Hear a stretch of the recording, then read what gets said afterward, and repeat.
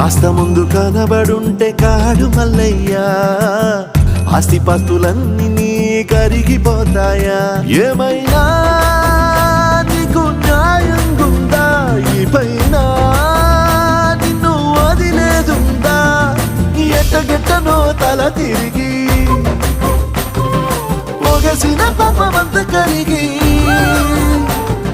శివయ్యాని సిగముడిలా సిక్కుకుంటిరా.